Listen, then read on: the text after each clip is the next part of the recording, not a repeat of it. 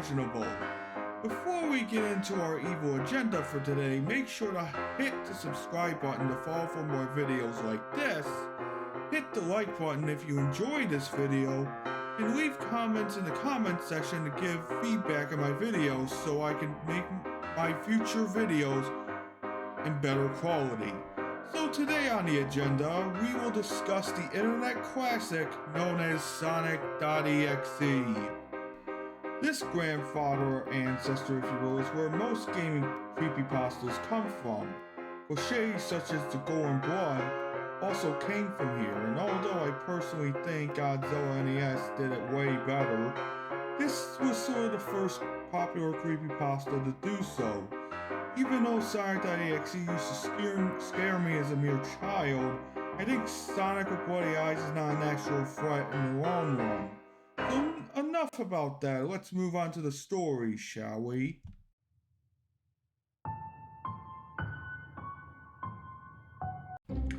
The story begins with Tom, our main protagonist of the story, telling us how much of a Sonic fan he really is, and has never played any glitched or hacked games. Tom proceeds to tell us he was playing Sonic Unleashed when he notices that the mailman left a package in his mailbox. Tom brings the package inside to realize that this is from his pal Kyle, because of his handwriting. Kyle basically tells Tom to not play the game, but Tom ignores his warning like a dumbass because he sees the name Sonic on a Dix. Tom goes up to his room and puts the cursed Dix in. The first thing he notices is a split-second image of this. I have one fucking question. How in the hell can you see something like that? It seems like there's bullshit up ahead, minions. If I noticed this, that Dix would have been burned to hell and back. Tom, instead of being a normal person, decides to shrug it off as a glitch, and the game goes to the Sonic free save file select, with Dark Clouds from Sonic CD, Earthbound music that is reversed, and there are save files. Free save files. Tails, Knuckles, and Robotnik or Dr. Eggman are in one of each of the save files. What freaks this moron out is the fucking character select, because Dr. Robotnik Eggman is in there. Tom, with his remaining brain cells, figured it out it is not a glitch, but a hacked Sonic fan game. He picks Tails first and hears the Kefka laugh from Final Fantasy VI. Okay, idiot, Kefka wants his laugh back. Besides, it may be creepy, but your story doesn't fit with it at all. Anyway, oh, I almost forgot. Tom thinks he's a smart gamer, immediately gets scared afterwards. So, Tails ends up in Green Hill Zone from Sonic 1, which reads Hill Act 1. And he runs around the level for 5 minutes, encountering nothing until dead animal corpses show up. And for the sake of YouTube, I will not be showing that. Also, there is a reverse peaceful melody that gets deeper and deeper until it stops. Tom gets obviously horrified by the dead animals and still keeps playing the hacked game, which is probably just a sick joke. Tails sees Sonic and gets up to him, revealing bloody eyes. Then this message shows up. Tom gets scared of a video game despite knowing he can turn the damn thing off. The next level, Hide and Seek, that Tails is in, is from Angel Island in Sonic 3, which is burning on fire, and it does happen in that game. Then Tails looks at Tom, being scared for his life. Tom presses down his arrow key, making Tails run fast. Boom! Sonic with the Kefka laugh, and a deranged grin then appears and starts flying after Tails. But alas, Tails cannot escape, as he is killed by Sonic. The man-child is shocked at the scary hacked game is scary. So he moves to Knuckles the Echidna. In Knuckles level, this had the ground of Scrap Brain Zone from Sonic 1, and the sky looked like the main menus. And guess what? More Earthbound music. We get it, Earthbound is creepy and weird, but you don't need to use it every time. Just like Tails before him, Knuckles breaks the fourth wall and gets unnerved by surroundings, similar to how Tom gets scared from a Sonic hack. The Echidna goes straight until red static flickers a couple of times and blood is visible on the floor, along with Kefka's laugh. Then the demonic Sonic finds him by seeing this. The red static dissipates and there is a boss fight with Sonic with Silent Hill music. Pixelated black smoke surrounds Sonic, and when Knuckles punches Sonic, the Hedgehog moves. Tom feels like he's going crazy, but he is a fool that should think twice. Eventually, Knuckles fell to his knees and gets killed by Sonic. Then Sonic says this. Tom starts channeling his inner blood whistle by saying that Sonic was talking to him. No, Tom, you're just very dumb. Back at the main menu, Knuckles was also gray and bloodied, like Tails before him. Tom decides to shut off the game and takes a nap, only to get a disturbing nightmare that tells him to finish the game. So the idiot known as Tom decides to finish the game.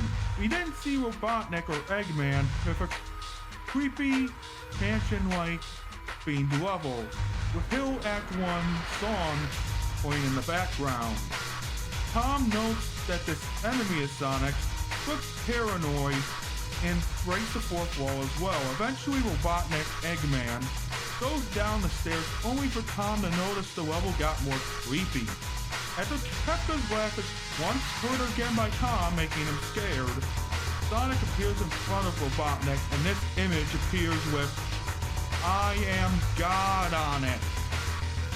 Tom comes to the conclusion that Sonic was pure evil, like how the protagonist in Blood Whistle reacts to a hacked game of Super Mario Bros. 3. Sonic screams at Tom, hurting his ears. After that, Sonic says this. Ready for round 2, Tom? Sonic laughs like Kefka for 3 more times before Tom gets booted back to the main menu, seeing Robotnik grayed and bloody.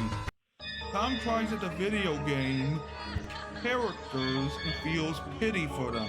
The computer turns off and Tom is horrified because of his experience. Then this asshole Tom turns around and screams because there's a Sonic plushie smiling with blood under its eyes. Now that I have finished this awful story, I am going to give you 4 points/reasons why I think it is mediocre at best and awful at its worst.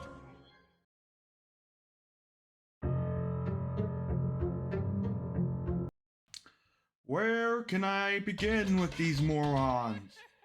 First of all, I presume that they're teenagers or young adults because they are Sonic fans. Why didn't Kyle destroy the Dix? Was he actually pranking Tom with the game? If so, is Tom on a Sonic high? Or is he really stupid?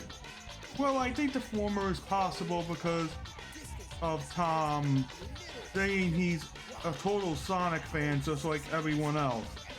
I believe if the story was actually good, Kyle would come out of a hiding spot and laugh and point at Tom for being a mindless zombie when playing a Sonic game. Hell, I knew a guy that only played Sonic Adventure 2 because of the fan base.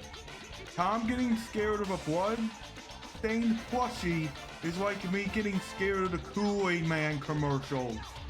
These morons probably love Sonic so much it is their life. For all I know, they might be kids, so I'll be a little easy on them.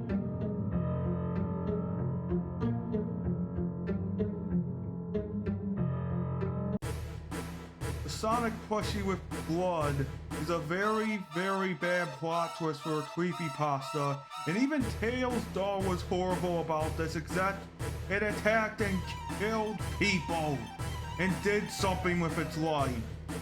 Sonic plushie does fucking nothing but stare at Tom. Tom overreacts and thinks the rapture has come because of this plushie. Child's play in the Chucky movies made actual sense because of the main character being in danger from a possessed toy possessed by a serial killer. There is no build up to the plushie, it is just there to be the plot twist. Sorry, Child's Play and Chucky did it way better. I'm just saying, guys, I'm just saying.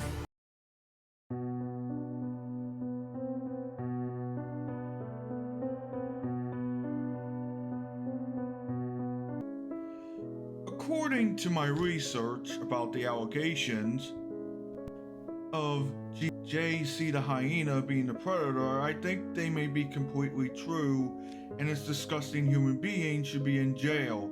The apologies he gave to Luigi Kid are either complete bullshit or manipulated truths. I'll leave the link to the Luigi Kid's video in the description below so you can make your own conclusions.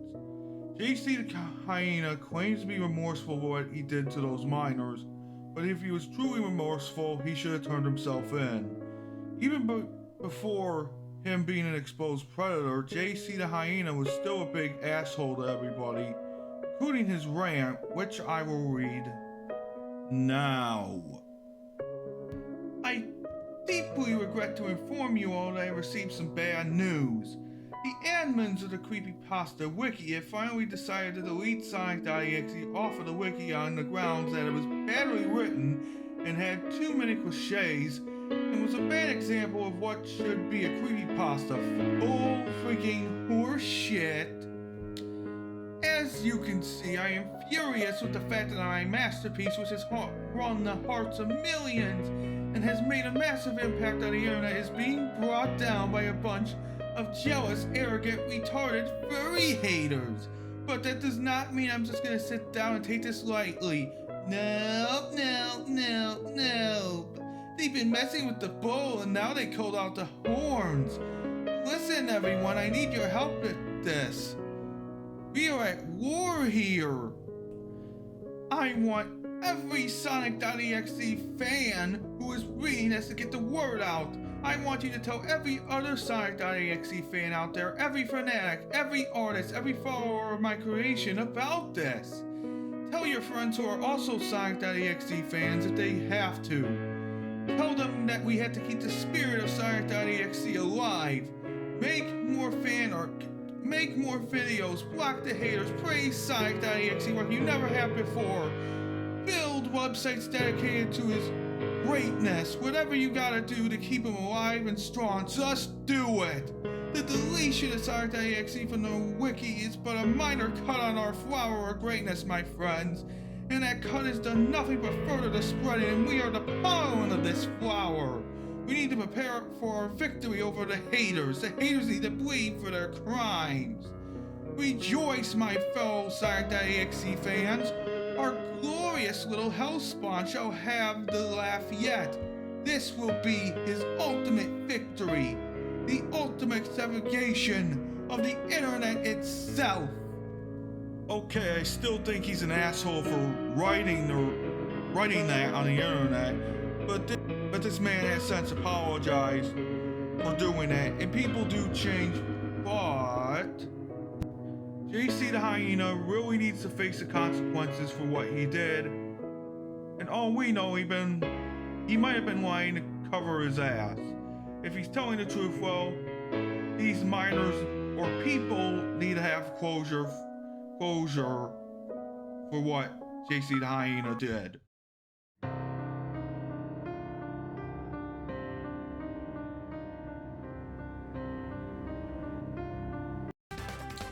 The legacy of Sonic.exe will always be remembered for its cringe and countless sequels that made no sense at all.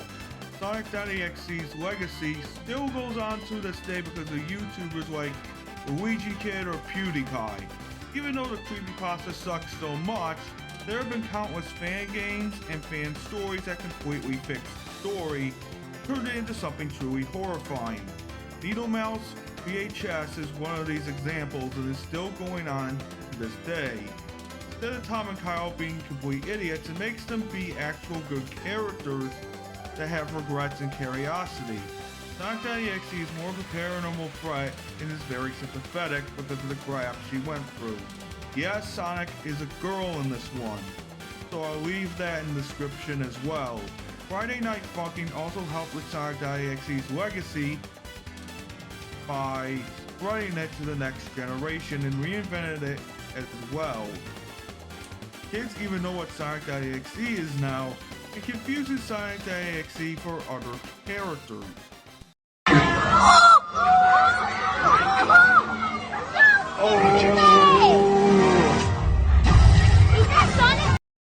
Also, the Sonic.exe community has reinvented the pasta into a better thing for the future, by even including new elements.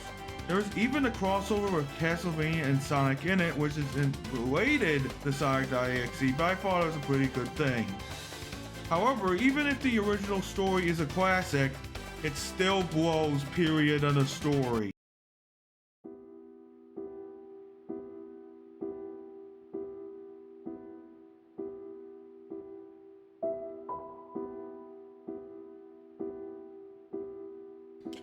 My final verdict for this creepypasta is that it was poorly written, the cliches were fucking laughable at best, and a plushie that rips off Chucky. My final verdict for this story is a 3 out of 10. It was a horrible story and it had a horrible creator behind it, even though it was passed on to new creators.